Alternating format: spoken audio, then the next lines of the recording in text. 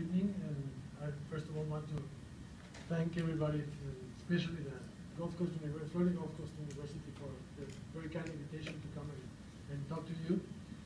I have the wish that after tonight, you not only remember the beautiful dance you just saw, but some of the things that I will be talking about. In particular, I would like you to, well, first of all, how many of you are Mexicans? Well, quite a few. Good. How many of you have been to Mexico? That's great news. It's great news because you just got some surveys, some polls that showed that when you know a Mexican, or you have been to Mexico, you have a far better perception of Mexico than those people who do not have the fortune of having a Mexican friend or having been to my country. So if this is the chance for me to show you a little bit of Mexico, then I hope that you get a good impression after what I want to share with you. So first of all, what I call 10 facts about modern Mexico. And this presentation is designed basically to throw away some misperceptions and some stereotypes that many people have about Mexico. So let's start. First, Mexico is already a full-fledged democracy. Every 6 years we have transparent and disputed and plural elections for President of the Republic. We have 32 states. Each one of the governorships is fought over every 6 years. And we have basically 3 major political parties, which is quite different than the US, where you have 2 dominant political parties. Here, the math and the balances of a three-way political system is quite different and produces very different results than in the US. In fact, we have more than 3 political parties in the Congress, but about 85% of the House is from those 3 political parties. So only the other 3 have a very small representation. We have solid institutions, and we have independent government branches. That is something that is not always understood. Just like here, the president cannot go and order the Supreme Court to do A, B, or C. In Mexico, it cannot be done either. And sometimes people in the U.S. forget about that and say, well, tell the president to do such. That's on the judiciary side. It's a legal issue. It has to be decided by the courts. And we have a free press and an ever-increasing society that is better organized every day and is performing the very important function of watchdog and denouncing corruption, denouncing things that are not right, trying to get government to improve. And that is something that is a phenomenon that is helping Mexico to strengthen its democracy. So that's number 1. Number 2, your neighbor to the south is a very big economy. It is the second most important Latin American economy. Only Brazil is larger. It's the 4th biggest in the Western Hemisphere after the US, which is the largest in the world, then Canada, then Brazil, and then Mexico. The 14th economy in the world. It's larger than many European countries. And we have $1.1 trillion as our gross domestic product. That is the amount of goods and services we produce in 1 year. And we are also one of the 2 countries, or the 3 countries that are members of the Organization of Economic Cooperation and Development, the OECD, which is the most important development nation group in the world. Number 3, after very tough lessons in which we had economic crisis for 1977 up until probably 1995, maybe you have heard about the tequila effect. That was the last economic crisis we had in 1995. So we're almost about to reach the 20-year landmark of having a stable economy. And a stable economy is important because we have healthy public finances. Have you heard about the US public deficit? Well, in Mexico, we don't have such a large problem as the US has domestically. We have an independent central bank, one single central bank. We have a different system here with the Fed. We have monetary policy that doesn't allow the government to go into large deficit by law, by Congress watching over the budget. We have low inflation. This year's inflation is going to be under 4%. We have a flexible exchange rate. I don't remember since when the peso has been around between 12 to 14 pesos to the dollar, which is quite a stable. Sometimes it's closer to 14, sometimes it's closer to 12, but that's good for business.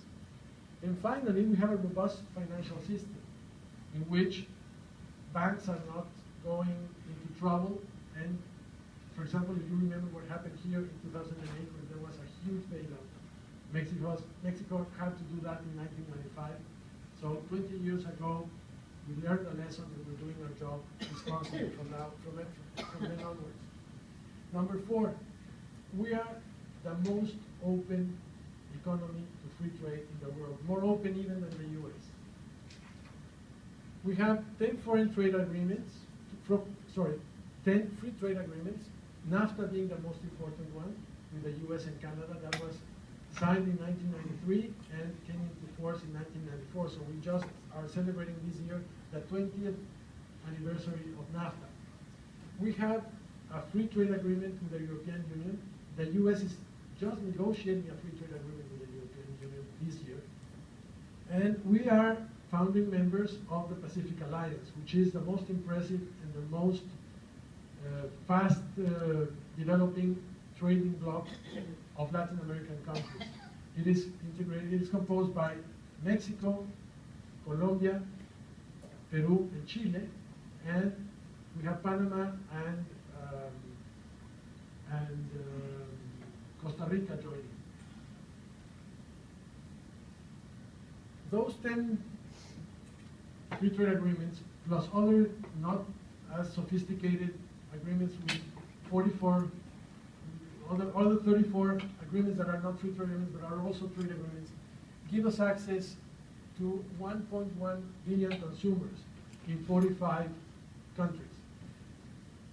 The world has a 7 billion population, so this means that we can provide on a free trade basis merchandise, and we can sell with low tariffs or no tariffs at all to 1 in 7 inhabitants of the world. And the second 2 points are very important. As I was telling you, NAFTA was the most important trade agreement Mexico has ever signed or has signed so far. And what I call the NAFTA paradox is something that rests on a very important premise. We are neighbors to the United States, and throughout our history, we were independent in 1910. We had the US-Mexican War in 1846. And that history of distant neighborhood made us be very difficult neighbors. NAFTA changed all that.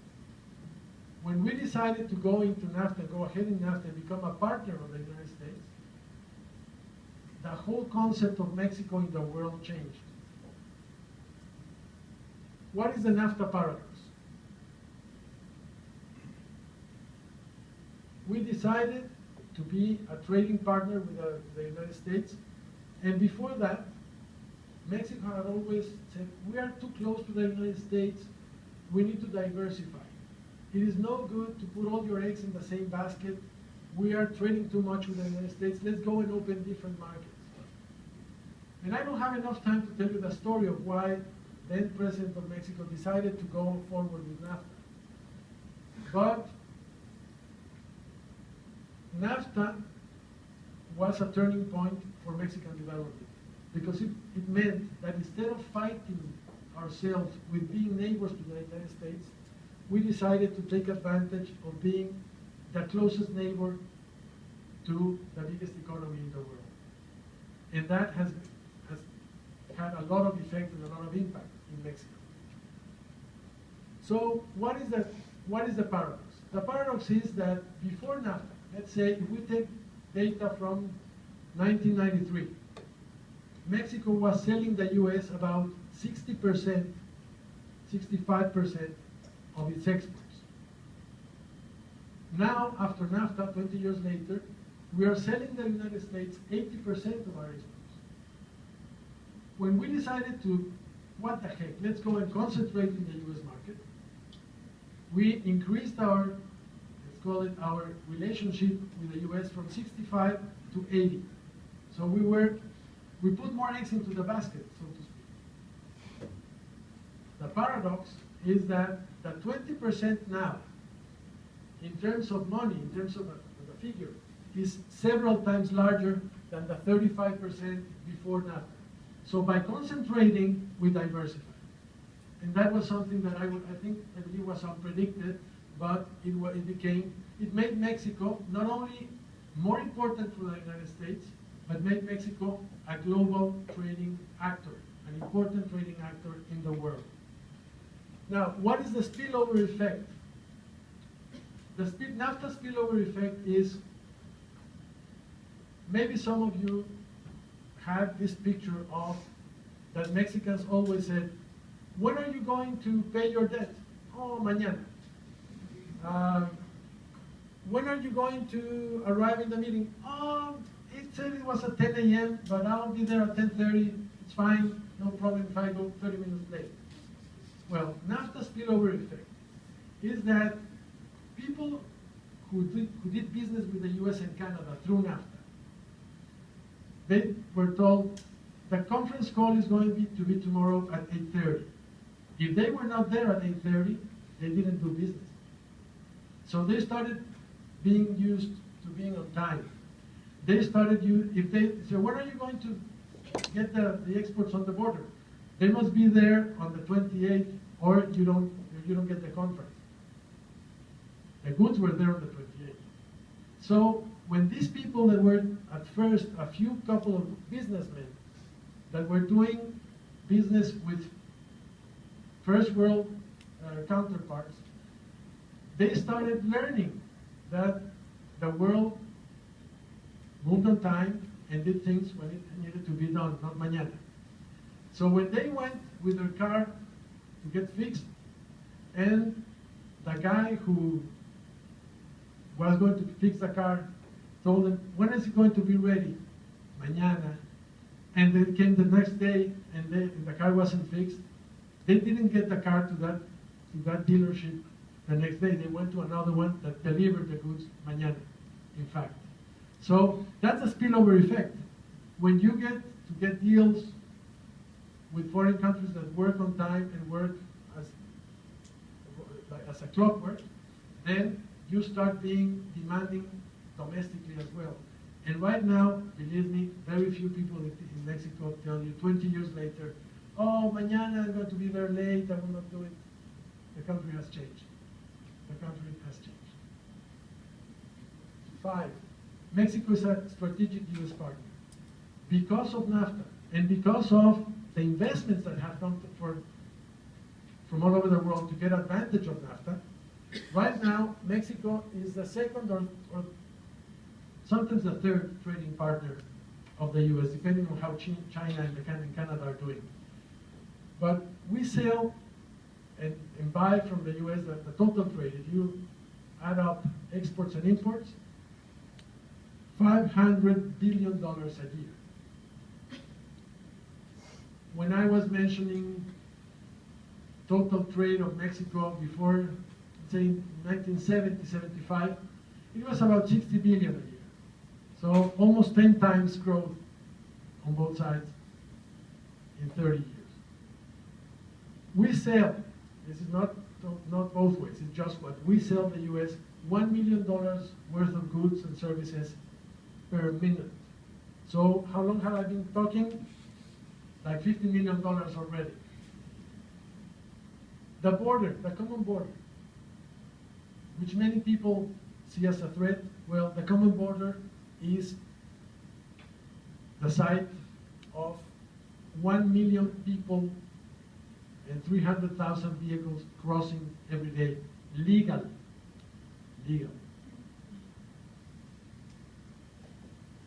Now, we are a young country with several demographic advantages. On the left, on the right-hand side, on your left-hand side is the Mexican demographics graph. On the other side is the U.S. You can tell that we have what we call the demographic bonus. The middle section is the people that need to work and have jobs.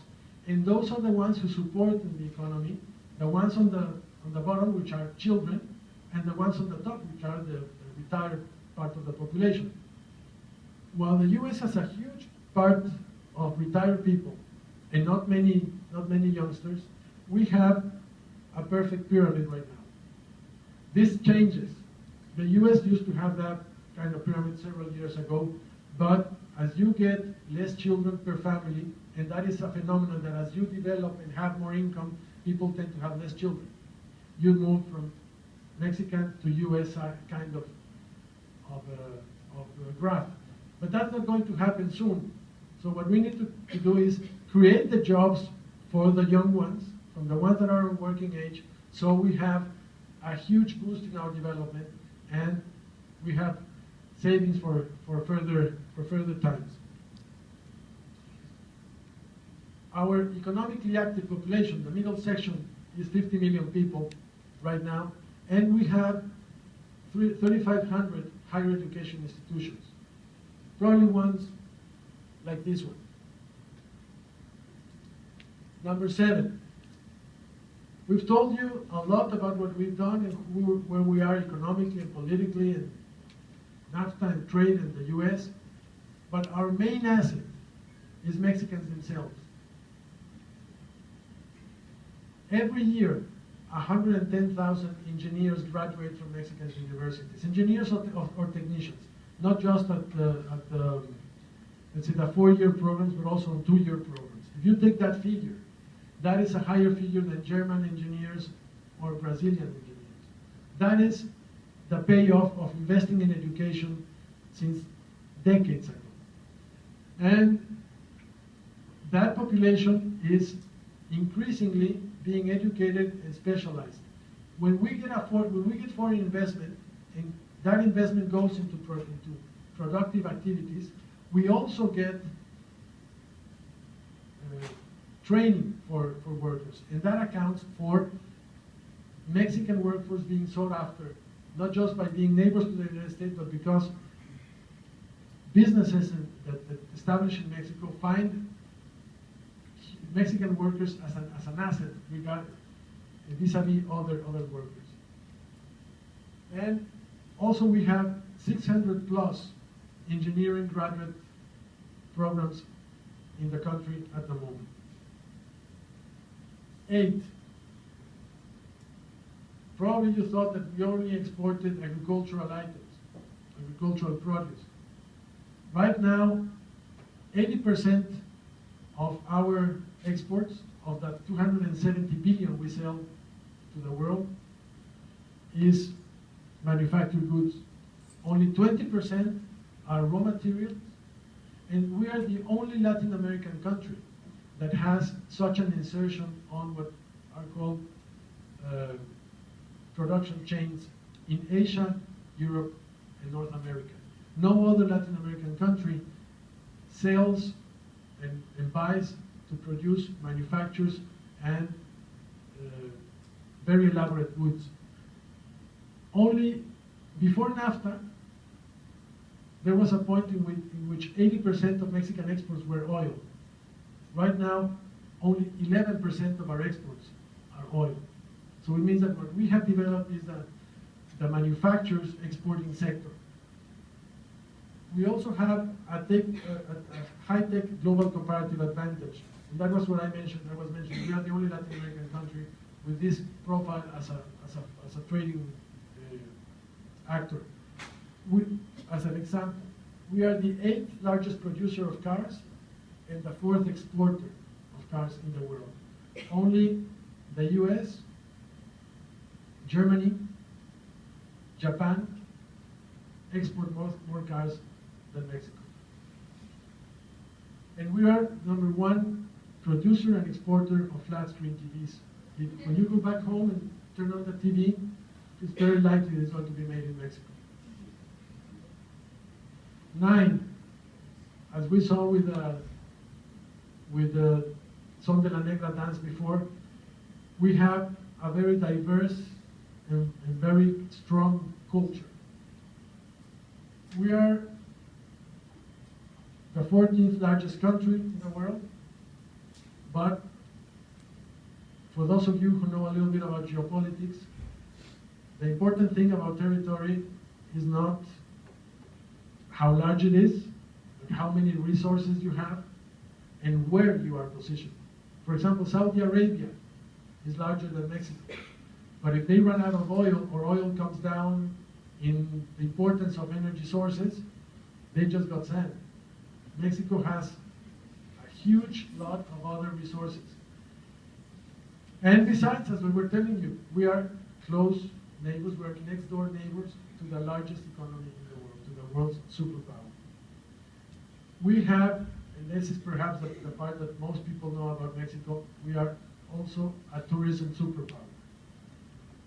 We have a history that goes 3,000 years back, and we are one of the, I think there are 20 countries with most biodiversity in the planet. That means that we have one of the 20 countries that have more living species in the world today. And finally, I was mentioning you in the first chart that we are a working democracy. The cost of achieving democracy was that after having 70 years of one party dominating political life in Mexico, we now have this three-way party system, and in 1997, no political party was able, since 1997, no political party was able to reform the Constitution and get what are called structural reforms working until this year, until last year, when the current president was able to negotiate with the other two political forces reforms to the Constitution and get 10 major structural reforms that were long needed. If Mexico wants to grow more, wants to get to its full potential, it needed to have more flexible labor laws, to have a better education, public education, to have better competition in telecoms, to have antitrust, working antitrust laws and antitrust authorities and regulators, better fiscal and financial tools for the government and for oversight, and very importantly, energy reform. I don't know if you knew that, but we were very proud of having a state monopoly on oil and gas. No, it was Pemex was the only one that could explore, extract, and refine and sell oil in Mexico. And that was fine for a while, and it worked for several decades. But it came up to a point in which the government did not have the resources or the technology to bring Pemex into the 21st century. So we needed to reform the energy sector. It happened last year, and it's going to be applied from this year onwards. And believe me, it's the most important structural change since NAFTA. I was telling you a while ago, when we decided to forget about not being a partner to the United States and to take advantage of our neighborhood with the United States, Mexico changed. When we forgot that idea of we had to do the only ones who own, exploit, explore and produce oil, and decided to be able to get Pemex to be a partner with other private and national and foreign enterprises, Pemex is going to change, and our oil sector is going to be much more competitive and a real asset for the economy. The energy reform is going to insert Mexico in North America's new energy configuration. We have new finds of energy, both oil and gas in the US. We have new finds of oil and gas in Canada. Mexico could not fall behind. We were on the way of becoming, instead of exporters of oil, importers of energy. And with the reform, we are going to be also a valuable asset for North America, and also we are going to be also recover our place as a global player in energy. And when we are moving towards scrapping state monopolies, other countries in the region, unfortunately, are going the other way around, and they are expropriating and nationalizing as much as they can. We believe that that is wrong, that doesn't work anymore, and that we need to move forward and to take advantage of 21st century conditions in the world. So this is the first part of the talk, and I always say this. As I showed you before, we are not in the business, we're in the business of creating opportunities for Mexicans in Mexico. We are not in the business of exporting people around. So that gives me the point to move to the second part of my presentation. And I'm going to try to leave you with a better impression of what migration is about, especially Mexican migration. And there are several myths about migration to the US. Myth number one, what I call the poverty myth. Mexicans migrate because they are poor and lack opportunities at home. Well, this is false. Two points. The first one, the Pew Research Center has found since 2 or 3 years ago, net Mexican migration to the US, that is, all those who come, less all those who go back, is 0. So Mexican migrant population in the US is not increasing from 2 or 3 years back. The truth is that migration, people decide to migrate by a combination of factors. Some are called pull factors, which the receptor country attracts them because of several matters. And the other ones are pull factors. They migrate because their country of origin doesn't offer conditions that they find adequate to stay.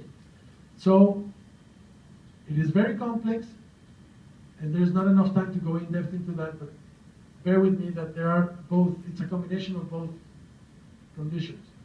The most important ones are, first, that migration requires significant resources. First of all, since the US constructed the wall in the border, it changed the dynamics of migration. Before the wall, 1980s, somebody who wanted to migrate to the US just had to go, let's say, to the borderline in Tijuana.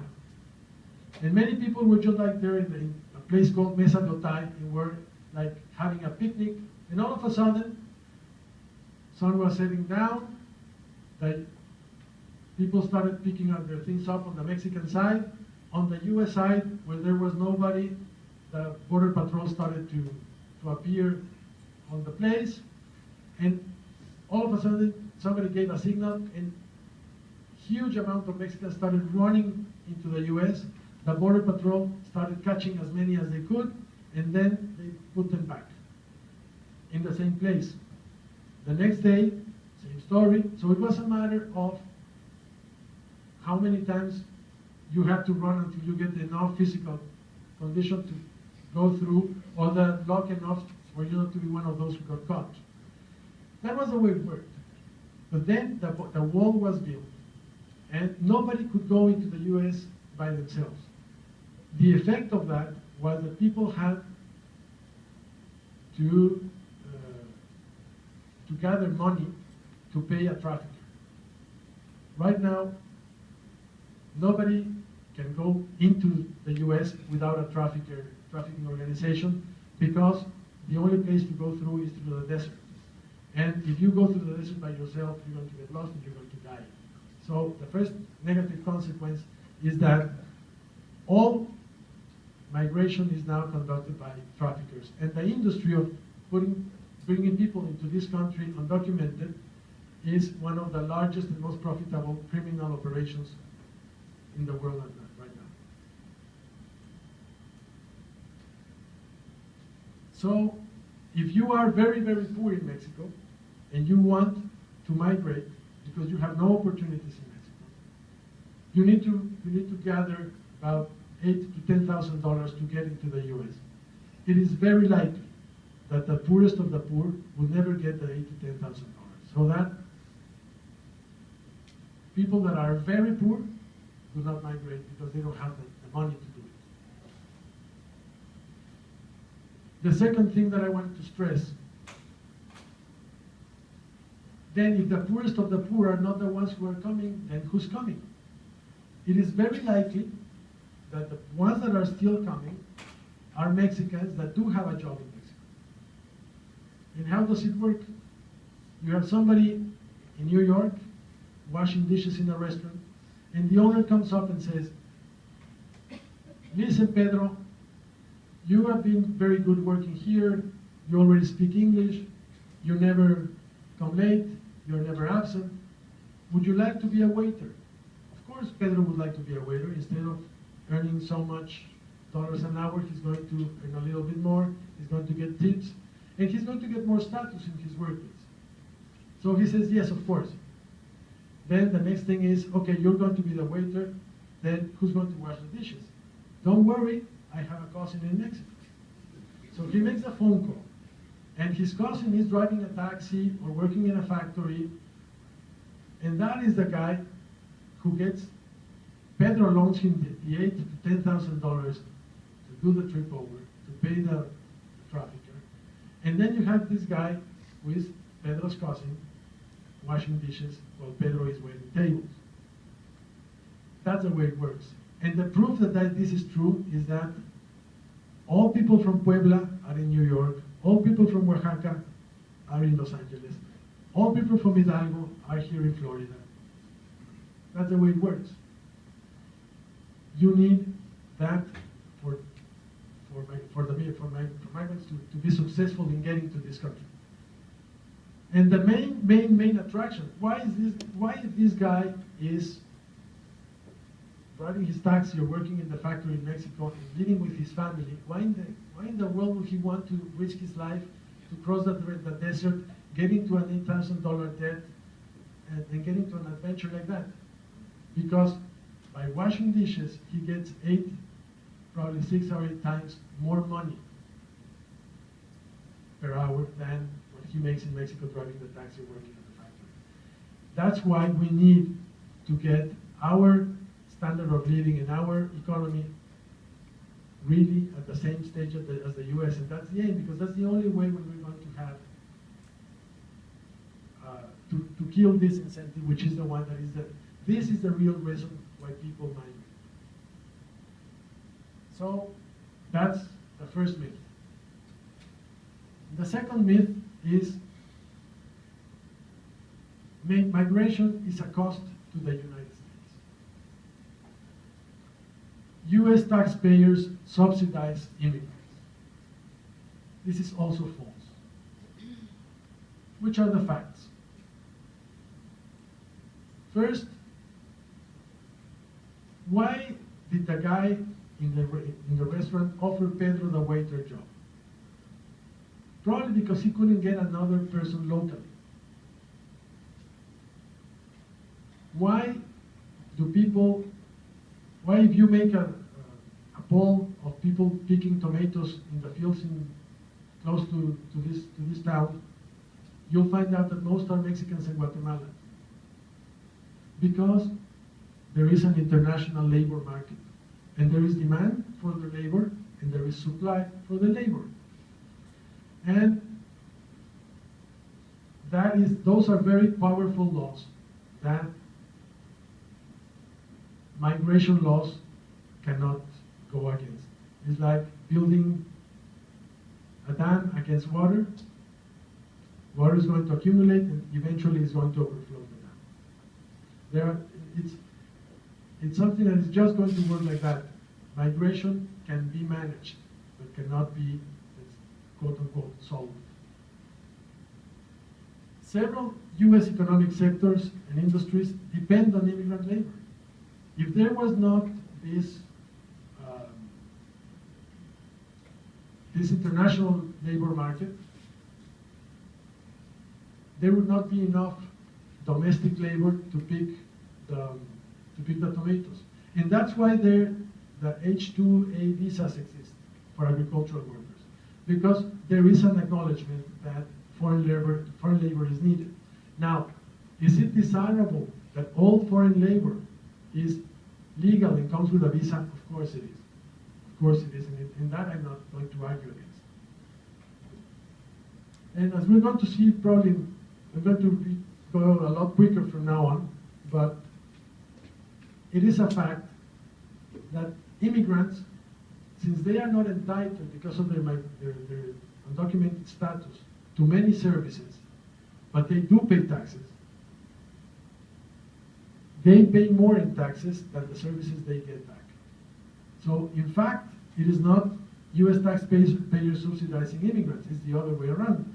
It is immigrant labor not only keeps some US industries competitive, but their taxes subsidize, in more way, but they do subsidize the US economy to a certain extent.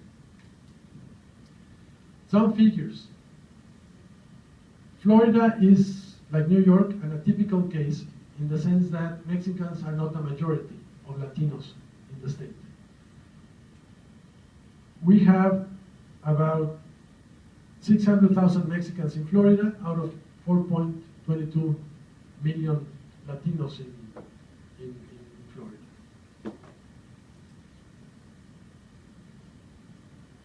Most Latinos in the US are educated, can speak English, own their own homes, have a median annual income of $20,000, which is not bad, and 9% of Mexicans in the US who are 25 or older have gone to college.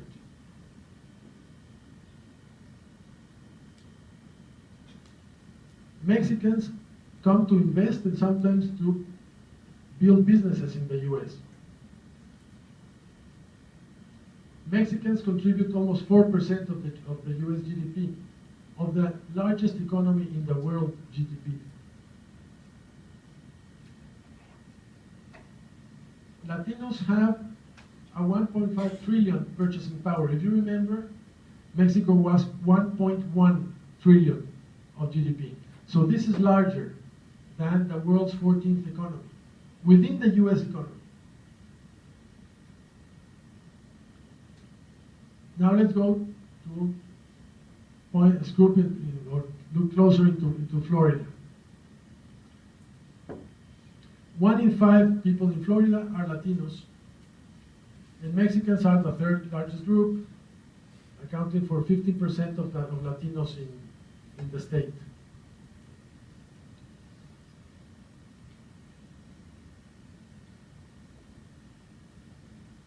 Almost 90% of the immigrant children in Florida are English proficient.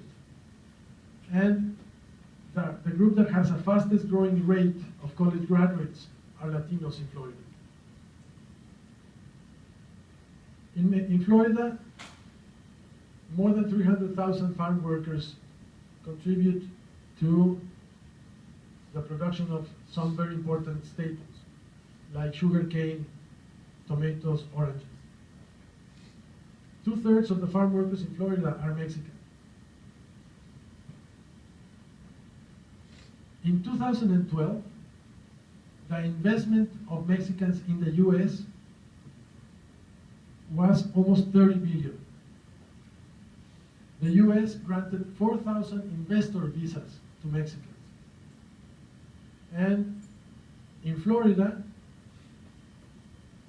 Latino-owned businesses have sales of almost 73 billion and employ more than 300,000 people in the state,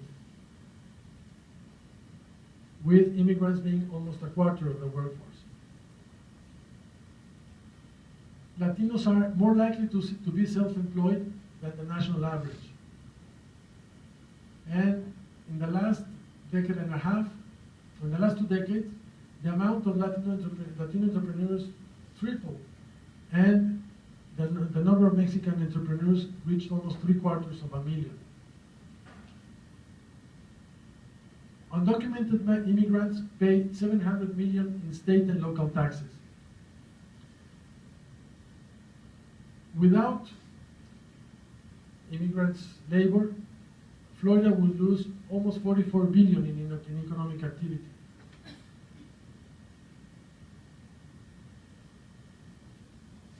And I think that's it. So I'm very glad to take questions, and I hope I haven't gone too long. The last part was too quick, but I think that I made my points.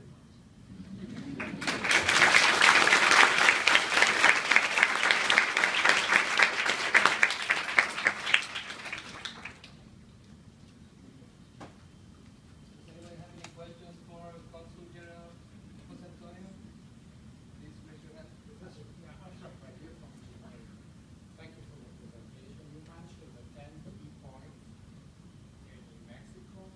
How about one most challenge that Mexico has economically? How do you think that could be solved? What is Mexico's most demanding challenge economically? I think it is, like everywhere else, creating jobs. We have, let me answer this with a little kind of a personal note. I grew up in a family which was in the construction business. And the cycle, the economic cycle, was on this 6-year political cycle that I was mentioning. We have a 6-year presidential term. When the president got elected, they started building public infrastructure, and there was a lot of business for the family. But then after the 4th and going into the 5th year, there was a slowdown in economic activity because most likely they overspent or indebted themselves, and they had to pull the reins on the economy. So you look at the economic cycles were dependent on the political cycle. Right now, we have changed that model, and we are dependent on the export sector. So, and we are 80% linked to the US economy.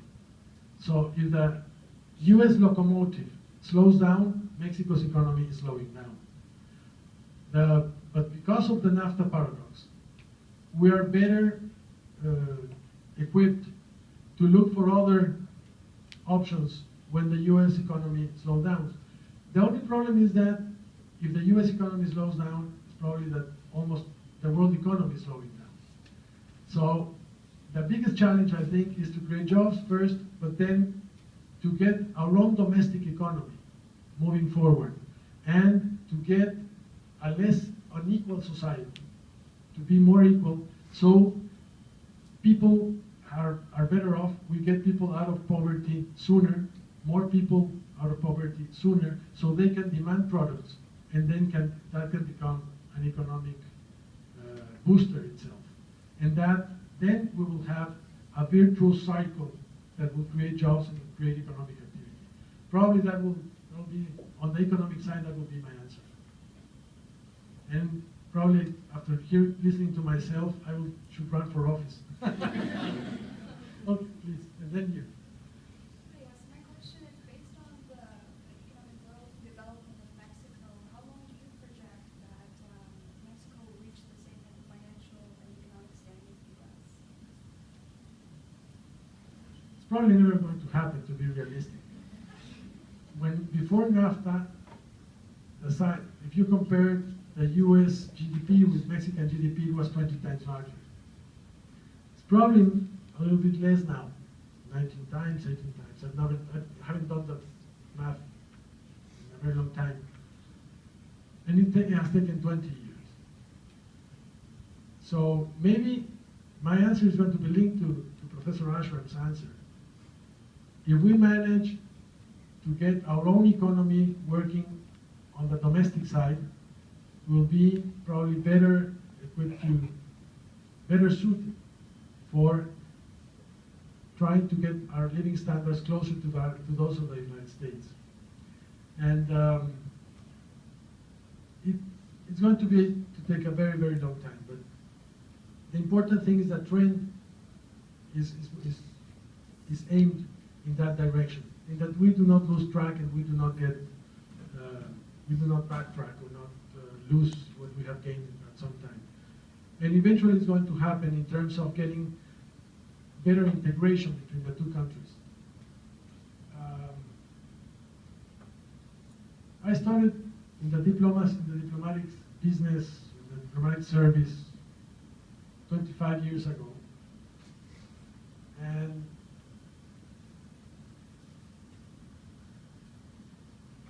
you used to look at these things like very, very far away, and you started, probably Mexicans back in 1988 when I started here in the diplomatic service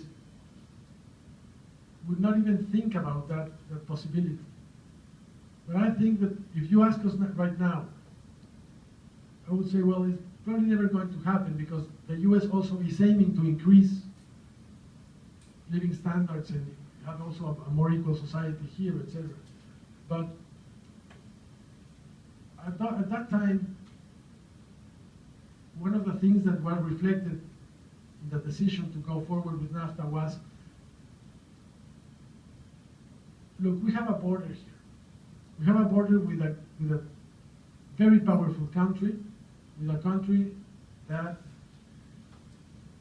is an enormous opportunity, but also the society in Mexico is linking to the US society increasingly, and without the intervention or the will of neither of the two governments. So if you go to the border, to the southern US or to northern Mexico, you will find a lot more things in common than if you go to Washington or to Mexico City. And that is despite or independent of anything the two governments do. We are doomed to be neighbors, and we are condemned to be successful as neighbors. You still want to ask something? Yeah, did you get to choose what city that you represent, or like you represent your country in, or were you assigned to Miami? It's a combination of the two, to be honest. You have a profile, you have a career, and then they tell you, well, we need you here, and you say yes or no. If you say yes, you go there. If you say no, you're probably going to get a worse offer than the first one, so you better say yes.